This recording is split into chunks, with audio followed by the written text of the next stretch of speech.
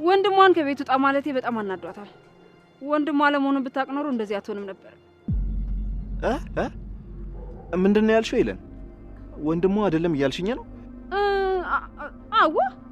ቆይ እኔ አልወልደው በአባት ስለተገናኙ ብቻ እህትና ወንድም ማለት እኮ ይሄ ሞኝነት ነው።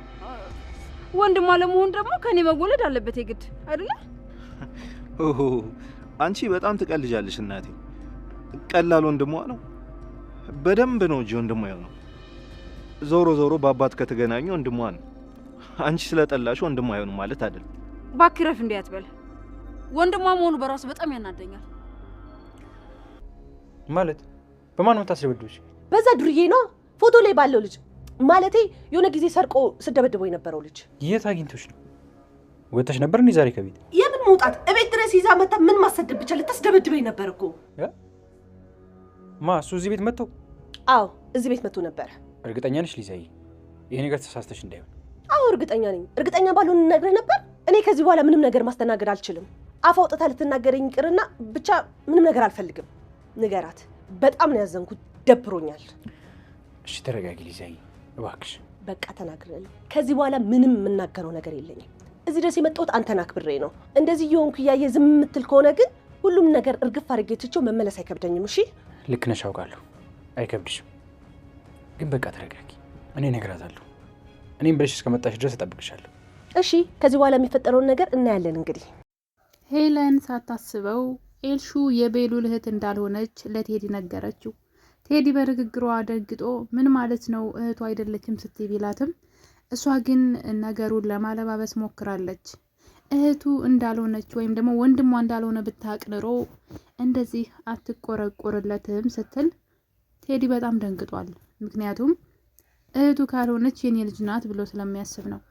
እና እንግዲህ ቤሉልን ከቤት ውጣ ባለችው ሰዓት ኤልሹ እንደተከፋችና ልጇ እንዳኮረፈቻት ለቴዲ ትነግረዋለች። እጄን ለመንግስት ልሰጥ ነበረ፣ ነገር ግን አሁን ላይ ነገሮች ተደራርበውብኛል፣ ልጄማ አኩርፋኛለች፣ ወንድሟን ከቤት ውጣ ስላልኩት ትላለች። እና ወንድሟ አይደለ ሲላት ወንድሟ እንዳልሆነ ብታቅ ኑሮ እንደዚህ አትልም ነበር ብላ እንግዲህ የደበቀችው ሚስጥር ብቅ አድርገዋለች። ሰላም ሰላም ወደ ቻናል የቤተሰቦች እንዴት ናችሁልኝ? እንኳን ወደ ሰብለይቱ በሰላም መጣችሁ። እንግዳ ድራማ እንግዲህ ቴዲ መሲን በጥፊ ከመታት በኋላ እሷ እንዳኮረፈችው ሲያቅ ማስመሰሉን ቀጥሏል። ሌላኛው ደግሞ የቤሉል ውሸት ነው። ቤሉል ለጓደኛው ወይም ደግሞ አክስቴ ብሎ ላመጣት ሴት አሁንም ድረስ እየዋሻት ይገኛል።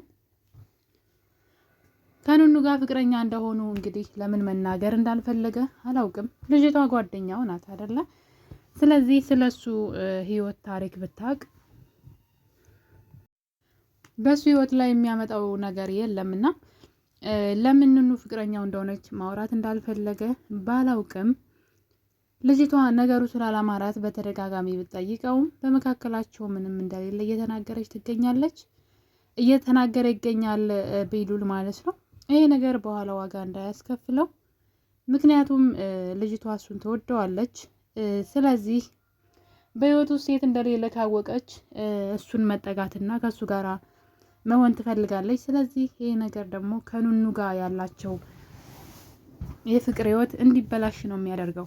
ስለዚህ ነገሮችን መደባበቁ የትም ድረስ የሚያራምድ አይመስለኝም። ቤሉል እውነቱን ለኑኑ ቢነግራት አክስቱ እንዳልሆነችና ይህን ነገር ለስራ ፈልጎት እንደሆነ ለምን አይነግራትም? ኑኑን የሚወዳት ከሆነና የሚያምናት ከሆነ ማለት ነውና እንግዲህ እዚህ ቀደም ይሄ ሚስጥር ሊወጣ ከጫፍ ደርሶ ነው እንግዲህ የተመለሰው። የቴዲ ፍቅረኛ ቤቲ ማለት ነው ለኤልሹ ወንድምሽ ፍቅረኛ አለው ወይ ብላ ስትጠይቃት ወደድሽው እንደ ወንድሜ ለምን ጠየቅሽ ስትል አይ እሱማ የጓደኛዬ ነው አለቻት። እናም እንዴ እሷ አክስቱ አይደለች እንዴ ብላ እንግዲህ ኑኑ ኤልሹ ማለት ነው በድንጋጤ እሷ አክስቱ አይደለች እንዴ ስትላት ያችኛዋን በመደንገጥ አይ ሌሎች ብዙ ጓደኞች ስላሉን ነው ብላ ነገሩን አድበስብሰዋለች። ያ ማለት እንግዲህ ይሄ ነገር እስከ መቼም ተደብቆ አይቀርም። የሆነ ቀን እውነቱ መውጣቱ አይቀርም። እስከዛው ግን ህይወታቸውን የሚበጠብጥ ይመስለኛል። ሚስጥሩን ኑኑ ካወቀች እንግዲህ ከባድ ነው። አስቡት፣ ልጅቷ በጣም ነው የምትጠጋጋው። ከዛ ደግሞ አክስቴ ናት ብለዋታል። የአክስት ቀበጥ አለ እንዴ ብለው በጣም ተገርመው እዛ ቤት ውስጥ እሷ በምታደርገው ነገር ይቺ አክስት ናት ግን እንዴት ነው ነገሩ እያሉ ይገረማሉ። እንኳን ማንም ሰው ሊገምት አይችልም። በቃ አክስቴ ናት ብሎ መቀራረባቸው ለብዙዎቹ ምንም ግርምትን አልፈጠረም። ነገር ግን አክስቱ እንዳልሆነች ሲታወቅ ለምን ተቀርበው እንደነበረ ኑኑ ያኔ ታውቃለች። ስለዚህ በመካከላቸው ሌላ ችግር ይፈጠራል። የኑኑን ዝላልነት አሁንም እንደቀጠለ ነው። እንግዲህ አዶናይ እሷ ወዳለችበት ክፍል ገብቶ አንዳንድ ነገር እያወራት ነበረ። ያው እሷን እንደሚወዳት ግልጽ ነው። ነገር ግን አሁን ባለበት ሁኔታ የአባቱን ገዳይ ለማግኘት እየታገለ ነው። የሄለንን ስልክ ለመጥለፍና የሄለን የሆነን መረጃ ብቻ እየፈላለገ ባለበት ሰዓት በዚህ መሀል ነበር እንግዲህ ኑኑን ሊያወራት ወደ ክላሷ። ኑኑ በጣም ደፋር ከመሆኗ የተነሳ ቤተሰቦቿ ሁሉ ቤታቸውን ትተው ተሰደው መጥተው ሰው ቤት እንዲኖሩ ያደረገችበት ምክንያት የጎረቤታቸውን ልጅ እንግዲህ በግድ ሲጓተቱ መኪና ገጭቶት ነውና እሷ ባታስገጨውም ከፍትራ ግን አብረው ሆኖ ነው የገጨው። ከእሷ ጋር ተጣልቶ ሲገፈታተሩና እዛ ሰፈር አሁን እንሂድ ሲላት እሱ ሩቅ ነው፣ ክፍለ ሀገር ነው። በዛ ላይ ተደብቃ የምትኖር ልጅ ከእሱ ጋር አብራዛ ክፍለ ሀገር ልትሄድ ነው። አስቡ ምን አይነት ችግር እንዳለባት። እሷ የሚሉ በጣም ለሰው አዛኝ ማለት ነውና ለራሷ ሳትሆን ለሰው የምታዝን የምትመስል ይሄ በጣም እንዝላልነት ነው። ቤተሰቦቿን አሰድዳ ትታ የመጣችውን እቃዬ ለሱ ብላ ተመልሳ እዛ ድረስ ልትሄድ ነው። እንግዲህ ይህን ደግሞ የምታደርገው ከሁሉም ሰው ተደብቃ ነው። ያ ማለት ሂዳ አንድ ችግር ቢገጥማትና ብትያዝ ሌላ ችግር ቢገጥማት ለማንም ሰው ሳትናገር ከአዶናይ ጋር ክፍለ ሀገር ሄዳ ነው። እዛ ቤተሰቦቿ ተሰደው የመጡበት ሀገር ማለት ነው። ይሄ አለማሰብ ይባላል። በራሷ ላይ ችግር እያመጣች ነው። ነገሩን ለወንድሟ ብትነግረው ወንድሟ ሊረዳው ይችላል። ለምንድን ነው እሷ እንድትረዳው የፈለገው? ምክንያቱም ደግሞ እሷን ቀስ በቀስ አዶናይ ወደ እሱ ማቅረብ ይፈልጋል። በእንደዚህ አይነት ነገሮች እሷ ከእሱ እንዳትርቅ ይፈልጋል እና ሆን ብሎ ነው አዶናይ እንደዚህ የሚያደርገው እንጂ ይህን እርዳታ ለመታገዝ ወንድሟ እምቢ አላለውም እኮ አይደለም። ብዙ ነገር አግዞታል። ሄለን እስከ ማገት ድረስ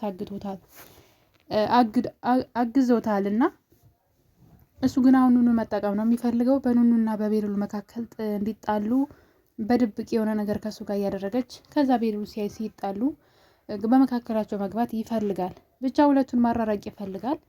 ለዛ ነው እንግዲህ እሷን እየተጠጋት ያለው።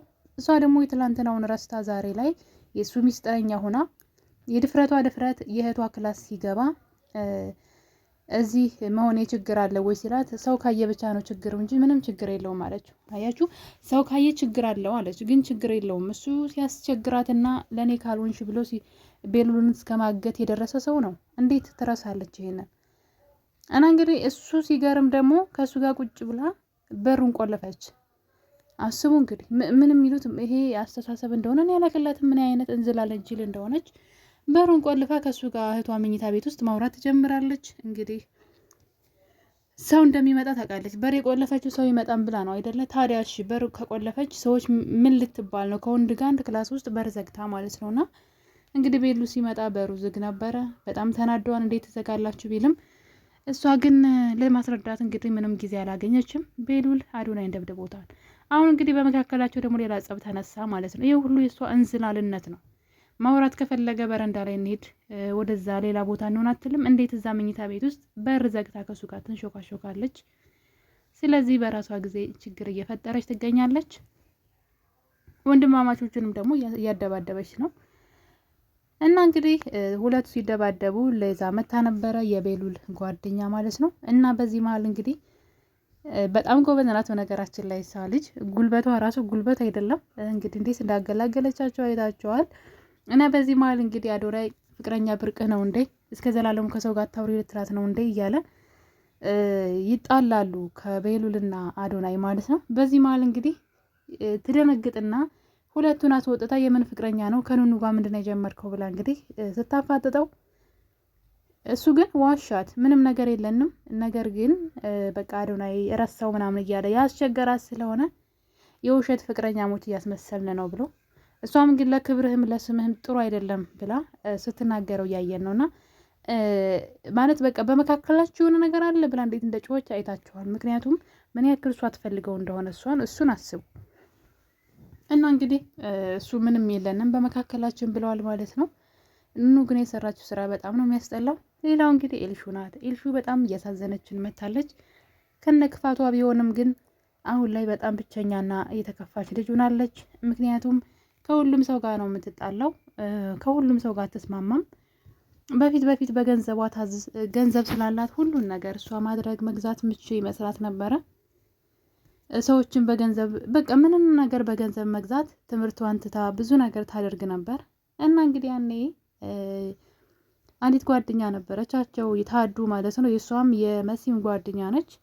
ትመክራት ነበረ፣ ተይ በገንዘብ ምንም ነገር አትግዢ፣ በገንዘብ አንቺ በአንድ ቀን የምታጠፊው ገንዘብ የኔን የትምህርት ቤት ክፍያ ከፍሎ የዶርም የምግብ የወር ወጪ ነው፣ ተይ ብትላት እንኳን እኔ ምን አገባኝ ስለ ገንዘብ፣ እኔ ቤተሰቦች ይኑርልኝ እያለች ስትበትን የነበረው ገንዘብ ሁሉ ትዝ አላት። አሁን ላይ ሰው ራባት፣ እናቷም የለች ካጠገቧ፣ አባቷም የለ እና እናቷ ሁሌ ብቻሽን ራስሽ ችለሽ ቁሚ፣ በራስሽ ተማመኝ፣ ከሰዎች ላይ በፍጹም አትደገፊ ትላት ነበረ።